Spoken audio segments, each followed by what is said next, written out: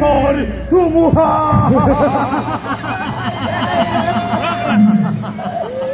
অস্ত্ৰসকল তোমালোক সাজু হোৱা পদাধিকসকল তোমালোকে হাতে হাতে তীক্ষ্ণ অস্ত্ৰ তুলি লোৱা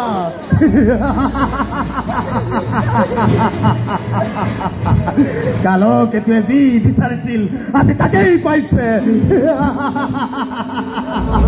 আৰু মহাৰাজ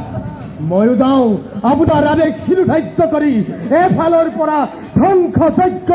ঘোষণা কৰোঁ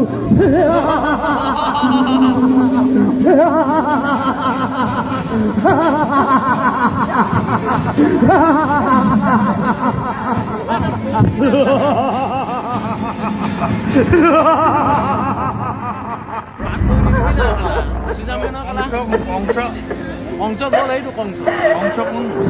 কংস এইটো কোন কংস মনো কেনেকৈ জানিব খালা মই চিনি পাম নেকি কি চাই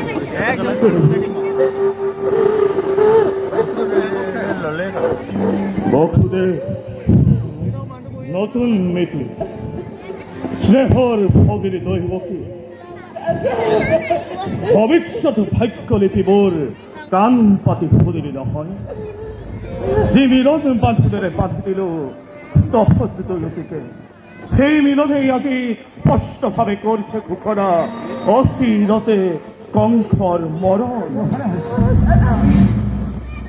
ফরাসি আনন্দ করিল প্রদান তারে সুন্দর প্রতিদান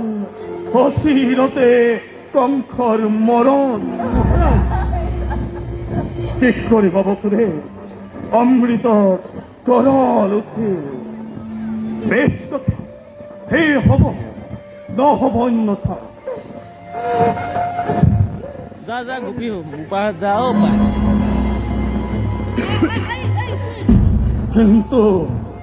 কিন্তু কংখর মরণ চারু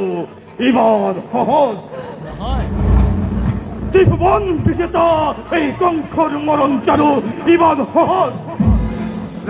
মমতা আছে যতবারে বিখর্জিত সকলটি এই মুহূর্ততে আমার নাক পাত দিলু দলিয়াই খড়গতে দৈবকিক গরিম হিরক্ষেত তার পাশত মুক্ত হব খুঁজা মোর মৃত্যুদার ফমে বিরুদ্ধ করি চিরকাললৈ দৈবকী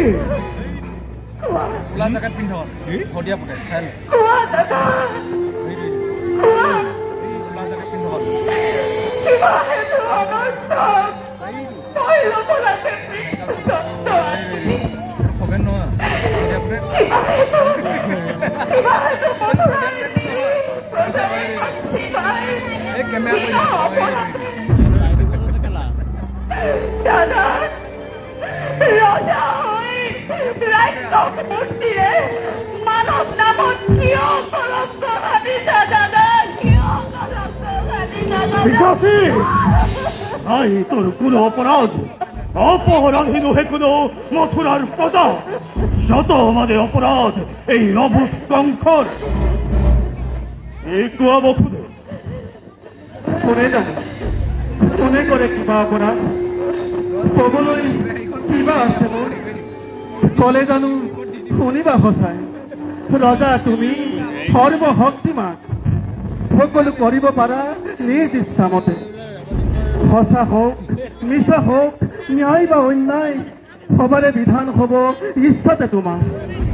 সেই গৰ্ভতে গৰ্বিত আজি তোমাৰ ঘিৰে সীমাপ্তি লংঘিছে হত্যা কৰি ভগিনী নিজৰ মৰণকো ৰুধিব খুজিছা অসুদেৱ পরিহাস নালাগে করিব বিলম্বই মিলাই বিঘিনি তোমার কথাই হসাব খুদে রোজা মই তেনে ইচ্ছামোর তেনে বিধান দৈবকী করিম সংহার তার পাছত সম্ভাল দরে দৈবকীর গর্ভজাত অষ্টম সন্তানে কি দরে করিব পারে কংখক নিধন সাজু হ দৈবকী তৈ মৃত্যুর নিমিত্তে শান্ত হো মহারাজ শান্ত হো মহারাজ শান্ত হো